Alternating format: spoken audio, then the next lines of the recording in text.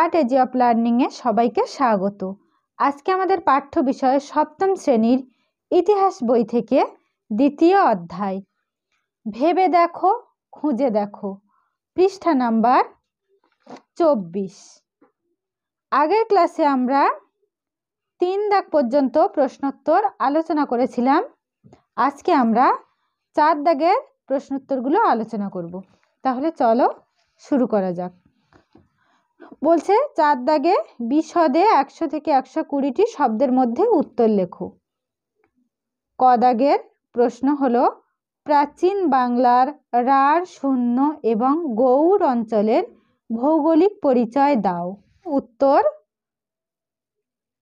প্রাচীন বাংলা ভিন্ন ভিন্ন নামে নানা অঞ্চলে বিভক্ত ছিল। প্রাচীন বাংলার দুটি গুরুত্বপূর্ণ অঞ্চলের নাম রাঢ়, শূন্য এবং গৌড়। 1. রাঢ়, শূন্য। প্রাচীন রাঢ় অঞ্চল দুভাগে বিভক্ত ছিল। প্রাচীন বাংলার দুটি গুরুত্বপূর্ণ অঞ্চলের নাম রাঢ়, শূন্য এবং গৌড়। উত্তর রাঢ়। জৈনদের প্রাচীন ঐতিহ্য অনুসারে উত্তর রাঢ় ছিল বজ্রভূমি বা বজ্রভূমি। উত্তর রাঢ় অঞ্চলের মধ্যে ছিল আজকের মুর্শিদাবাদ জেলার পশ্চিম ভাগ, বীরভূম জেলা, সাঁওতাল পরগনার একাংশ এবং বর্ধমান জেলার কাটোয়া মহকুমার উত্তর ভাগ। দক্ষিণ রাঢ়। দক্ষিণ রাঢ় ছিল শূন্যভূমি। এর অন্তর্ভুক্ত ছিল আজকের হাওড়া ও হুগলি জেলা এবং বর্ধমান জেলার বাকি অংশ। অজয় ও দামোদর নদের মধ্যবর্তী এলাকাও এর অন্তর্ভুক্ত ছিল।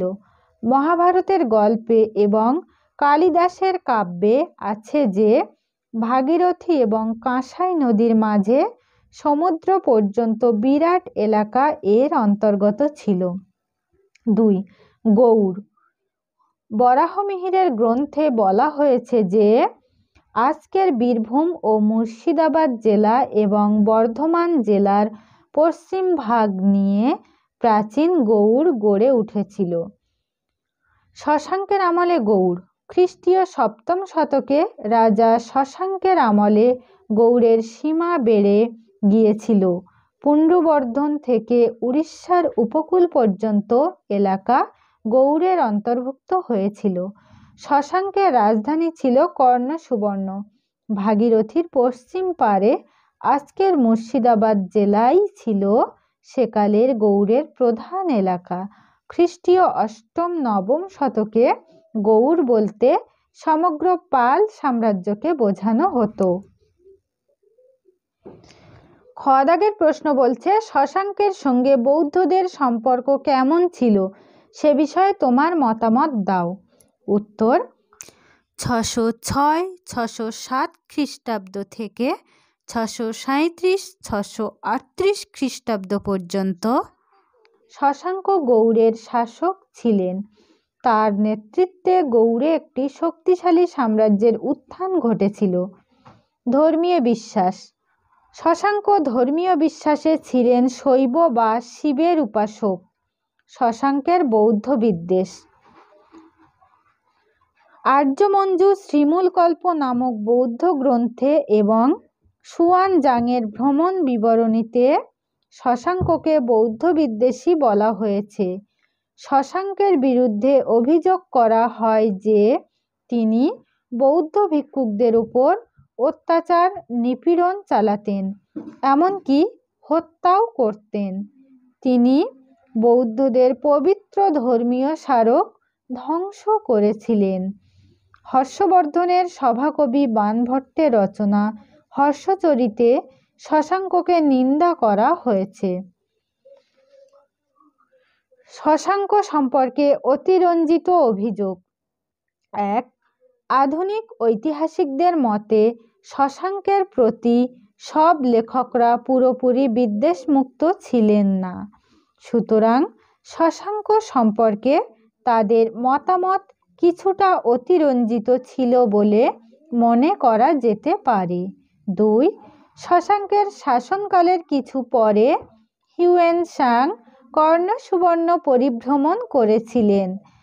তখন তিনি রক্তমৃত্তিকা বৌদ্ধ বিহারের সমৃদ্ধি প্রত্যক্ষ করেন। 3.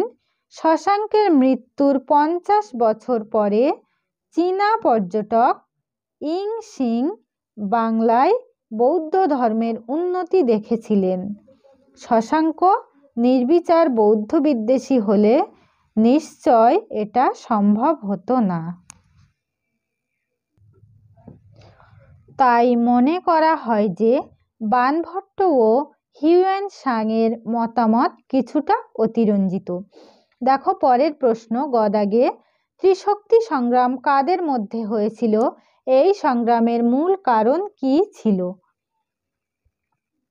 তো উত্তর দেখো, আদি মধ্যযুগের ভারত ইতিহাসের একটি গুরুত্বপূর্ণ ঘটনা হলো উত্তর ভারতে দীর্ঘ 200 বছর ব্যাপী ত্রিশক্তি সংগ্রাম।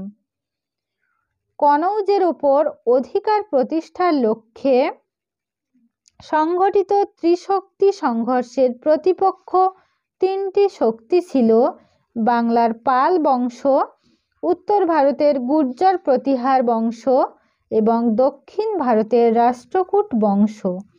ত্রিশক্তি সংগ্রামের কারণ। ত্রিশক্তি সংগ্রামের প্রধান কারণ ছিল কনৌজের উপর কর্তৃত্ব প্রতিষ্ঠা করা। নানা কারণে অষ্টম নবম শতকে কনৌজের গুরুত্ব বেড়েছিল। যেমন উত্তর ভারতে রাজনৈতিক কর্তৃত্ব প্রতিষ্ঠার ক্ষেত্রে কনৌজের উপর অধিকার প্রতিষ্ঠা মর্যাদার প্রতীক বলে বিবেচিত হতো। 2. রাজনৈতিক মর্যাদার পাশাপাশি কনৌজের অর্থনৈতিক গুরুত্ব ছিল যথেষ্ট। কনৌজ দখলে থাকলে গাঙ্গেয় উপত্যকা অঞ্চলের উর্বর ভূমি সম্পদ লাভ করা যেত। কনৌজ দখল করে উত্তর ভারতের বাণিজ্য পথগুলিও নিয়ন্ত্রণ করা সহজ হতো। 3 নম্বরে আছে, গঙ্গা যমুনা দোয়াবের সমভূমি অঞ্চলে কনৌজ অবস্থিত ছিল। তাই কনৌজ দখল করে নদীপথগুলি নিয়ন্ত্রণ করা এবং জলপথে কনৌজ থেকে সেনা অভিযান পাঠানো সহজ হতো ইত্যাদি নানা কারণে কনৌজকে কেন্দ্র করে ত্রিশক্তি সংগ্রাম সংঘটিত হয়েছিল। ঘদাগের প্রশ্ন আছে, ছক 2-1 ভালো করে দেখো, এর থেকে পাল ও সেন শাসনের সংক্ষিপ্ত তুলনা করো। উত্তর, আদি মধ্যযুগে বাংলায় পাল ও সেন রাজাদের শাসনকাল বাংলার রাজনীতি, সমাজ ও সংস্কৃতির একটি বিশেষ অধ্যায়রূপে গণ্য হয়। এই দুই রাজবংশের মধ্যে তুলনা করলে দেখা যায় যে পাল শাসন, সেন শাসন এখানে তুলনার বিষয়। দেখো শাসনকাল পাল শাসনে পাল রাজারা 750 থেকে 11 শতক পর্যন্ত প্রায় 400 বছর শাসন ক্ষমতায় ছিলেন। সেন রাজারা 11 শতক থেকে 13 শতক পর্যন্ত অর্থাৎ স্বল্পকাল ক্ষমতাসীন ছিলেন। 2. রাজ্য প্রতিষ্ঠা। শশাঙ্কের মৃত্যুর পর 100 বছর ব্যাপী অরাজকতার অবসানকল্পে বাংলার প্রভাবশালী মানুষেরা মিলে গোপাল নামে একজনকে রাজা নির্বাচন করেন। গোপাল সিংহাসনে বসে অরাজকতার অবসান ঘটান। পাল বংশের কর্তৃত্ব কমে গেলে সেন বংশের সামন্ত সেন রাঢ় অঞ্চলে সেনদের কর্তৃত্ব প্রতিষ্ঠা করেছিলেন। সেন বংশের ক্ষমতা দখলের পিছনে জনসমর্থন জাতীয় কিছুই ছিল না। 3. যুদ্ধ বিগ্রহ। পাল রাজারা ত্রিশক্তি সংঘর্ষে দীর্ঘকাল লিপ্ত ছিলেন। রাজ্যের অধিবাসী কৈবর্তদের বিদ্রোহের মুখোমুখি তাদের হতে হয়। সেন রাজারা কিছু এলাকা জয় করলেও দীর্ঘস্থায়ী যুদ্ধে লিপ্ত থাকেননি। অভ্যন্তরীণ কোনো বিদ্রোহের মুখোমুখি তারা হননি। সমাজ সংস্কৃতি। পাল রাজারা বৌদ্ধ ধর্মের প্রতি আস্থাশীল ছিলেন। সেজন্য পাল যুগে সামাজিক উদারতা বেশি ছিল। পালরা শিক্ষা সংস্কৃতির পৃষ্ঠপোষক ছিলেন। সেন আমলে বর্ণ ব্যবস্থার কঠোরতা সামাজিক বৈষম্য প্রকট করে। সেন রাজারাও শিক্ষা সংস্কৃতির সমর্থক ছিলেন। ধর্মচিন্তা, পাল রাজারা বৌদ্ধ ধর্মের পৃষ্ঠপোষক ছিলেন। সেন রাজারা ব্রাহ্মণ্য ধর্মের পৃষ্ঠপোষক ছিলেন। উমদাক, দক্ষিণ ভারতের চোল শক্তির উত্থানের পটভূমি বিশ্লেষণ করো। কোন কোন অঞ্চল চোল রাজ্যের অন্তর্গত ছিল? উত্তর, অষ্টম নবম শতকে দক্ষিণ ভারতে কিছু আঞ্চলিক শক্তির বিকাশ ঘটেছিল।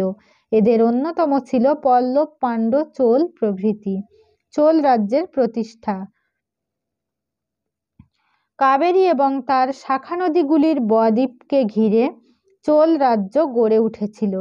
সেখানকার রাজা মুট্টাবাইয়াকে সরিয়ে বিজয়ালয় চোল রাজ্য প্রতিষ্ঠা করেন। চোল রাজ্যের সম্প্রসারণ। বিজয়ালয় পাণ্ড্যদের পরাজিত করে থাঞ্জাভুর বা তাঞ্জোর দখল করে সেখানে রাজধানী গড়ে তোলেন। তার উত্তরসূরিরা রাজ্যকে আরও সম্প্রসারিত করেন। দক্ষিণের পাণ্ড্য এবং উত্তরের পল্লব অঞ্চল চোলদের দখলে আসে। 985 খ্রিস্টাব্দে প্রথম রাজরাজ বর্তমান কেরল, তামিলনাড়ু এবং কর্ণাটকের বিস্তীর্ণ অঞ্চলে চোল প্রতিপত্তি বাড়ান। তার পুত্র প্রথম রাজেন্দ্র কল্যাণীর চালুক্য শক্তিকে পরাজিত করেন। বাংলার পাল বংশের বিরুদ্ধে এক অভিযানে গঙ্গা নদীর তীরে পাল রাজাকে হারিয়ে তিনি গঙ্গাইকোন্ডচোল উপাধি নেন। কাবেরী নদীর তীরে নতুন রাজধানী প্রতিষ্ঠা করে তার নাম দেন গঙ্গাইকোন্ডচোলপুরম। নৌ কৃতিত্ব। প্রথম রাজরাজ ও রাজেন্দ্র চোলের উদ্যোগে চোলরা শক্তিশালী নৌবাহিনী গড়ে তোলে। এই বাহিনীর সাহায্যে দক্ষিণ পূর্ব এশিয়ার দেশগুলির সঙ্গে ভারতীয় বাণিজ্যকে সম্পূর্ণ নিয়ন্ত্রণে রাখা চোলদের পক্ষে সম্ভব হয়। চোল রাজ্যের অন্তর্গত অঞ্চলসমূহ: দক্ষিণের পাণ্ড্য এবং উত্তরের পল্লব অঞ্চল, বর্তমান কেরল, তামিলনাড়ু এবং কর্ণাটকের বিস্তীর্ণ অঞ্চল প্রভৃতি ছিল চোল রাজ্যের অন্তর্গত অঞ্চলসমূহ। দাগের প্রশ্ন, ইসলাম ধর্মের প্রচারের আগে আরব দেশের সংক্ষিপ্ত পরিচয় দাও। ইসলাম ধর্মের প্রচার আরব দেশে কি বদল এনেছিল? উত্তর, ইসলাম ধর্মের প্রথম প্রচার ঘটে আরব দেশে। আরবের সভ্যতা সংস্কৃতির প্রসারে ইসলামের প্রভাব ছিল সুদূর প্রসারী। ইসলাম ধর্ম প্রচারের আগে আরব দেশ। অবস্থান: ভারতের পশ্চিমে আরব সাগর পেরিয়ে এশিয়া মহাদেশের পশ্চিম ভাগে আরব উপদ্বীপ। ভূপ্রকৃতি: আরব উপদ্বীপের অধিকাংশই মরুভূমি বা শুকনো ঘাস জমি অঞ্চল। বৃষ্টিপাত খুব কম হয়। অধিবাসী বৃন্দ: অধিবাসীরা ছিল মিশ্র জাতির লোক। অধিকাংশ মানুষই গ্রামে বাস করতেন। এখানকার যাযাবর মানুষদের বলা হতো বেদুইন। এই মানুষেরা নিজেদের আরব বলে পরিচয় দিত। জীবিকা: প্রধান জীবিকা ছিল পশুপালন। তারা উট পালন করত। খেজুর এবং উটের দুধ ছিল এদের অন্যতম খাদ্য। খ্রিস্টীয় ষষ্ঠ শতকের শুরুতে কিছু কিছু আরব উপজাতি ব্যবসাকেই প্রধান জীবিকা করেছিল। প্রধান বাণিজ্য কেন্দ্র ছিল মক্কা ও মদিনা শহর। ধর্মবিশ্বাস: আরববাসী বহু ঈশ্বর ও মূর্তি পুজোয় বিশ্বাসী ছিলেন। প্রতিটি উপজাতির পৃথক পৃথক দেবদেবী ছিল। অন্ধকার যুগ: হযরত মুহাম্মদের আবির্ভাবের আগের 1000 বছরকে আরবে অন্ধকার যুগ বলা হয়। কুসংস্কার, জাতির দ্বন্দ্ব, সামাজিক বৈষম্য এই সময় সমাজকে গ্রাস করেছিল। ইসলাম ধর্মের প্রচারে আরব দেশে বদল: সপ্তম শতকে হজরত মোহাম্মদ আল্লাহর বাণী প্রচার করেন। তার প্রচারিত আল্লাহর বাণীকে ভিত্তি করে ইসলাম ধর্ম গড়ে ওঠে। ইসলামের অনুগামীরা মুসলমান নামে পরিচিত হন। ইসলাম ধর্ম প্রচারের ফলে আরব উপজাতিগুলির মধ্যে ঐক্য তৈরি হতে থাকে। আরব দেশের সমাজ কুসংস্কার থেকে মুক্তি পেতে শুরু করে। সারা বিশ্বের মধ্যে সৌভ্রাতৃত্ববোধ জাগরিত হয়। ঠিক আছে, আজকে ক্লাস এই পর্যন্ত। পরের গুরুত্বপূর্ণ ক্লাসগুলো সবার আগে পাওয়ার জন্য অবশ্যই চ্যানেলটি সাবস্ক্রাইব করে পাশে থেকো।